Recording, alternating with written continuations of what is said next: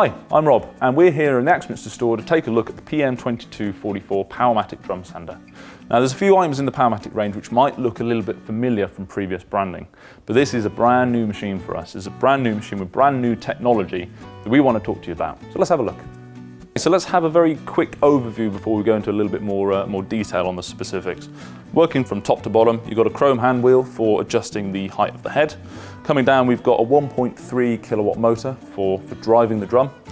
2244 obviously refers to, we've got a 22 inch length on the drum there. And due to the fact we've got an open-ended construction, 44 is obviously if you were to flip around your workpiece, then you've effectively got double the working space you've got.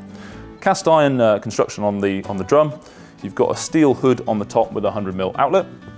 Really nice digital readout, which we'll come on to a little bit later on within the kind of the control panel. We've got a really precision ground bed that sits underneath this abrasive conveyor. Steel infeed and outfeed tables, all of which sits on this stand here, which has got a cabinet in the back for storage and also sits on 4 wheels for mobility. Okay, so one of the key features to all Powermatic machines is very much their attention to detail. Now this really much comes across in the chrome hand wheel that we've got on the top here. Really nice, easy height adjustment, even though you've got a really kind of rugged and really heavy kind of a head across the top there. Now you have got an old school kind of absolute depth gauge on the bottom here, running from 0 all the way up to 100mm marked on there. So although we can use this absolute depth gauge on the side and we can adjust it if need be, where this really comes into its own is with this relative depth readout. So as you can see, as I bring this up and down, we've got increments of 0.05 of a mil there or thereabouts. So what you might want to do with this is wind it down so that you're touching onto your workpiece. You can zero it off. You might want to wind it back up again, remove your workpiece, and obviously you can see that each time you do a pass, you've got a really clear, accurate readout of how much you're going to be taking off per go. Okay, so now we come on to one of my favourite parts of the machine. This really nice digital readout control panel. Got the switch down the bottom. If you flick that one up, it kind of effectively arms the machine. We have got an emergency stop here, and you've got a little blinking light here just to indicate the emergency stop is on. Just a quick twist to reset that as standard, and you'll see the light goes back to solid.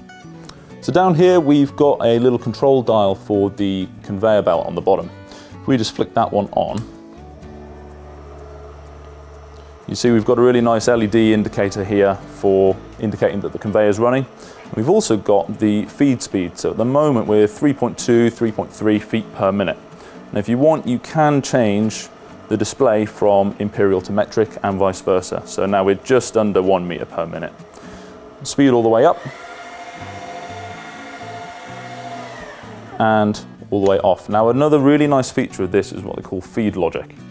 And what that's designed to do is as the machine comes under load, there's this little dial here that starts to light up.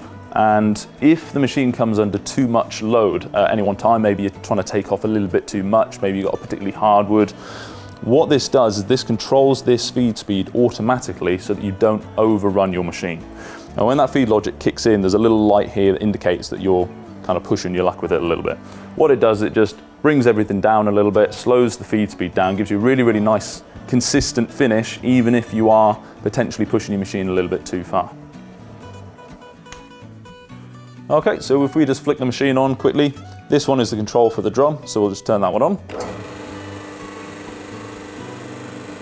And you can hear that although it's quite a large machine, quite rugged, maybe a little bit scary, it's actually really quite quiet in running. If I just turn this one off, or actually if I do this emergency stop, like say there's that flashing LED, kills the power, and then I can reset it just by twisting the mushroom button. And last little thing is when you're done with the machine and you want to power off, just flick the switch down here. And another nice little hidden feature is you can remove this little key, as it were. So if you're in education or really in just any environment where you don't want the machine to be used when you're not around, this does disengage the machine entirely, meaning it won't be turned on without this extra key. So let's have a little look at the head of the machine. So we've got cast iron construction across the bottom. We've got a steel hood on the top with a 100mm outlet for the dust extraction.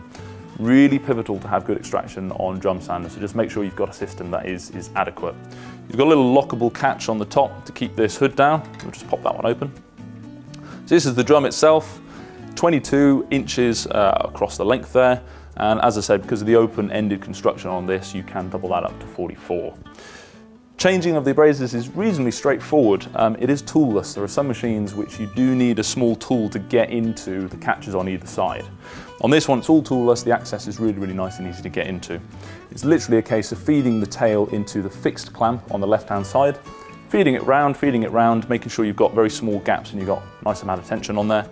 And then on the catch on the right-hand side, that is slightly spring-loaded, so you've just got a little bit of extra tension. As you feed it through and release it, it just takes up all the extra give that you've got in the belt. Make sure as well that you hang on to one or two of the initial abrasives you get, because you'll need that as a template for cutting any kind of future abrasives that you buy later on.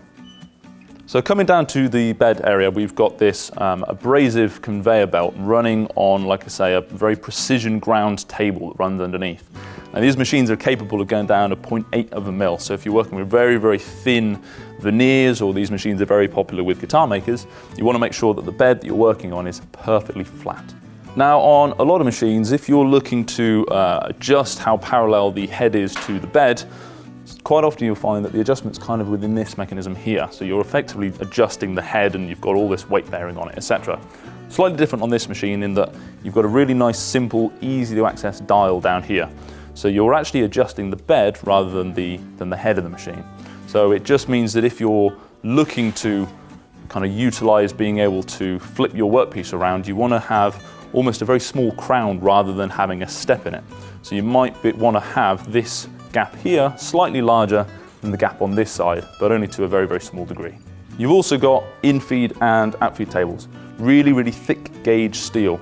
I probably shouldn't do this, but you can see that they're holding their own really, really well. You're almost more likely to move the whole machine than you are to move just the in-feed and out-feed table.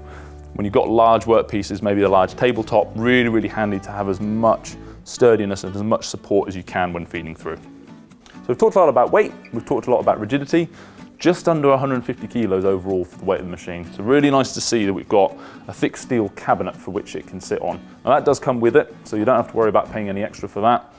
You've got storage cabinet on the back with a little door that you can pop open for extra abrasives or your manual or just general extra workshop space. And we talked earlier about the wheels that we've got on the bottom of the cabinet, and you can see that actually with very little effort you can move the machine around quite easily despite the weight that it's got behind it.